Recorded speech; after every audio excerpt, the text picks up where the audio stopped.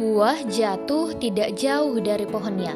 Nampaknya pepatah ini cocok untuk menggambarkan teori psikologi kali ini. Teman-teman, banyak fenomena yang memperlihatkan perilaku anak sejalan dengan perilaku orang tuanya. Fenomena tersebut sesuai dengan yang dibahas oleh Albert Bandura, yaitu teori yang menekankan bagaimana lingkungan juga perilaku orang lain dapat menjadi model dari munculnya perilaku seseorang. Teori ini juga dipercaya bahwa perilaku manusia dipelajari dan tidak muncul begitu saja. Inilah yang disebut oleh Bandura sebagai social learning theory. Tahu nggak sih, Bandura adalah psikolog asal Kanada. Bandura mengkritik teori Skinner karena terlalu menekankan pada subjek hewan bukan manusia, padahal manusialah yang berinteraksi satu sama lain kan. Dari sinilah beliau mengajukan teorinya yang cukup terkenal disebut sebagai social learning theory.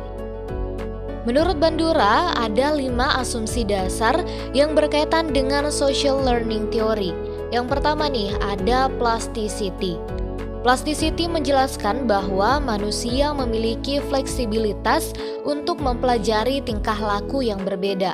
Dalam hal ini, Bandura lebih menekankan pada vicarious learning, yaitu belajar dengan mengamati orang lain. Selanjutnya nih, ada triadic reciprocal causation model, yang mana menjelaskan bahwa tindakan manusia merupakan hasil dari interaksi di antara 3 variabel, yaitu environment atau lingkungan luar yang berpengaruh, kemudian behavior atau perilaku individu, dan person atau faktor internal individu seperti kognitif, persepsi, dan lain semacamnya. Menurut Bandura, yang paling banyak berpengaruh di ketiga aspek tersebut adalah aspek kognitif.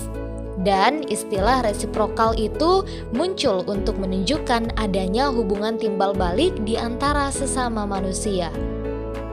Yang ketiga nih, ada again perspektif, yang menjelaskan bahwa pada dasarnya manusia dapat mengontrol lingkungan dan kualitas kehidupan mereka.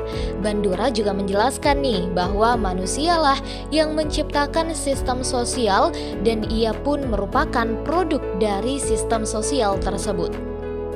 Selanjutnya ada self-regulation yang menjelaskan bahwa manusia akan meregulasi atau mengatur tindakan mereka melalui faktor-faktor internal meliputi self-observation, judgmental process, dan juga self-reaction.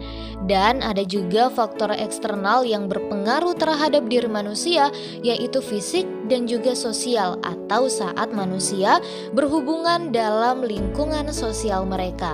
Dan yang terakhir dari asumsi menurut Bandura adalah moral agency, yang menjelaskan bahwa manusia mengatur tingkah laku mereka melalui standar perilaku moral.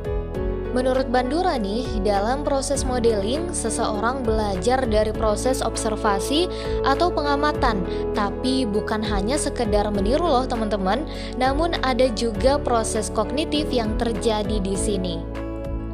Untuk memperkuat teori yang dijelaskan tadi, ada satu penelitian yang pernah dilakukan langsung oleh Albert Bandura, yang mana studi tersebut dikenal dengan nama studi Bobodol.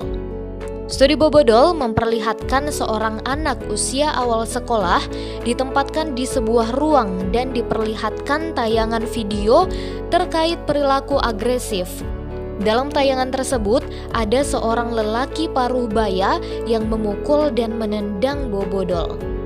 Ketika kemudian anak ditinggalkan sendirian bersama Bobodol, ia kemudian menunjukkan perilaku agresif yang sama persis seperti yang ditunjukkan dalam video tersebut. Dari studi inilah Bandura kemudian menyimpulkan bahwa perilaku manusia dipelajari berdasarkan proses imitasi atau modeling perilaku dari orang lain.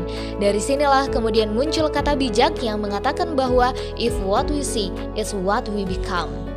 Nah, baru-baru ini ada satu cerita yang memperlihatkan seorang anak kecil yang sering mengumpat, dan ternyata setelah ditelisik lebih jauh, ternyata ayahnya juga berperilaku sama. Nah, disinilah letak pentingnya parenting atau mentarbiyahi anak-anak sejak dini dan memperlihatkan modeling. atau memperlihatkan perilaku yang baik kepada anak-anak, karena anak-anak adalah peniru yang paling baik.